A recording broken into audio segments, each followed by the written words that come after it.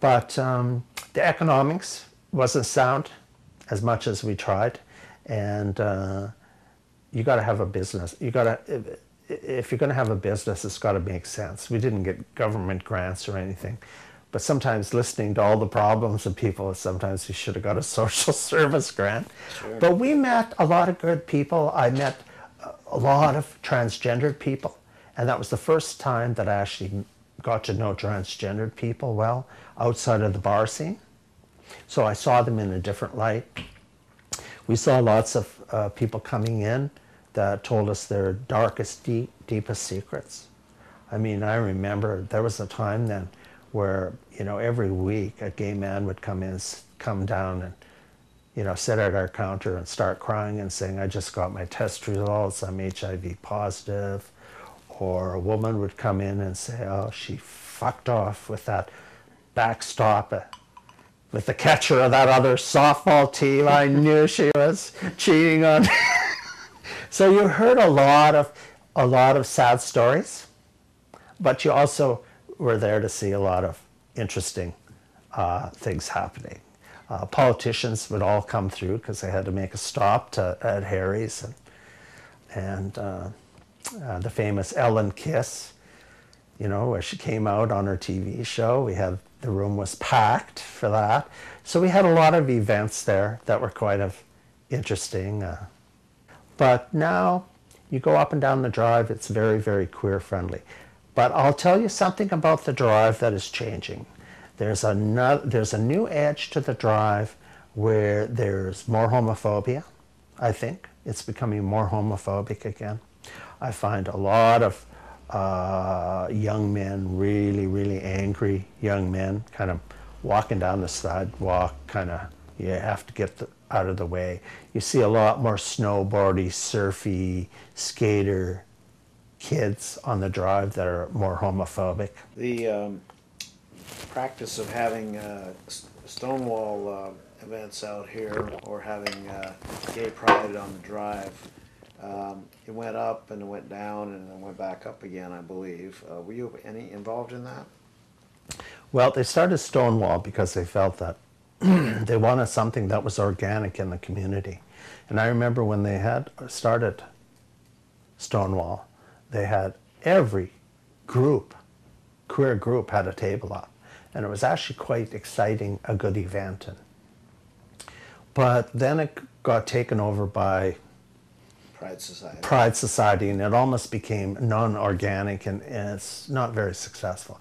We do have the Dyke March, which is where they stop the traffic one day of the year and march down and have entertainment. That's just before the big march, right? Yeah.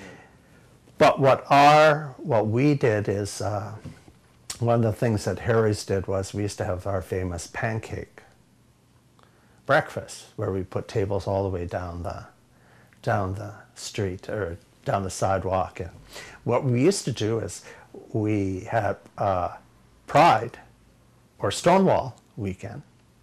On the Saturday, we would go and invite every person who lived on our block, including people who lived upstairs. And we'd go and knock on their door with a letter inviting them to a free. We'd set up all the things, and sometimes almost every house on the block would show up. They'd all have pancakes together. It was quite a neat thing. And then what would happen is then it would be open to the public. We'd supply all of the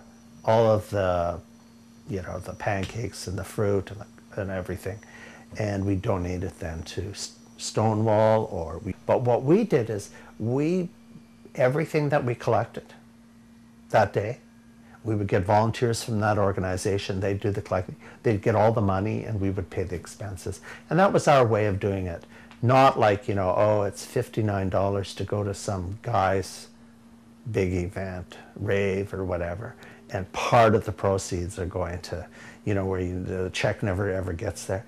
So I think we raised $2,200 was maybe our biggest day that we did. We did it for the film festival, out on screen.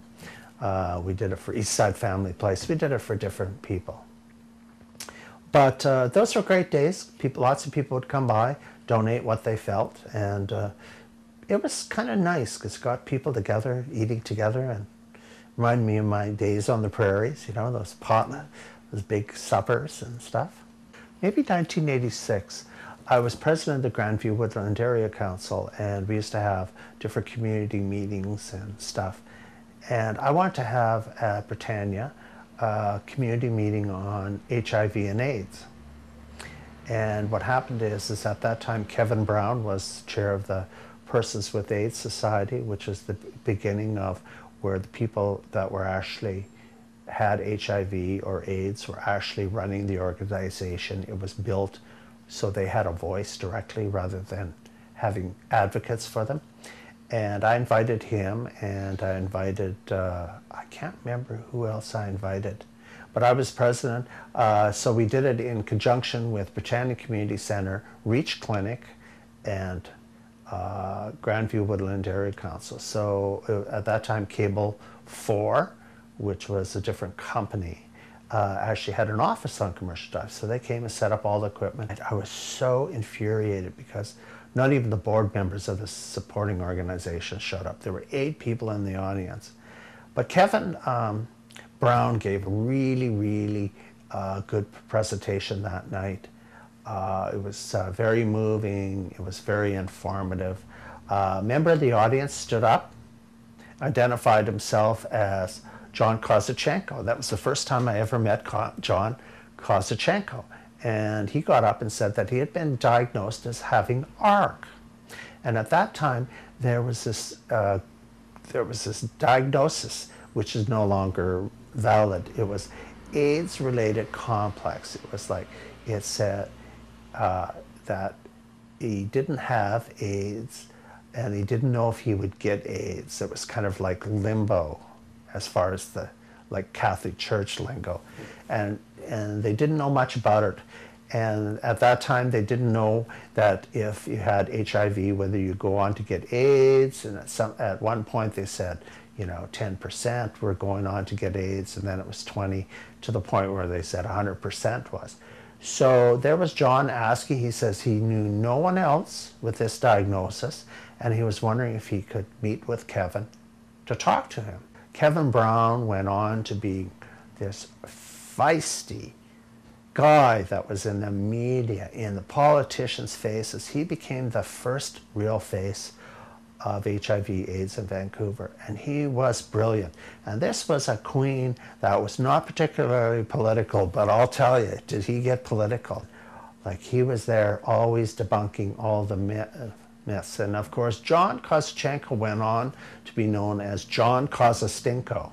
That was his loving name. But John was at every event taking photographs.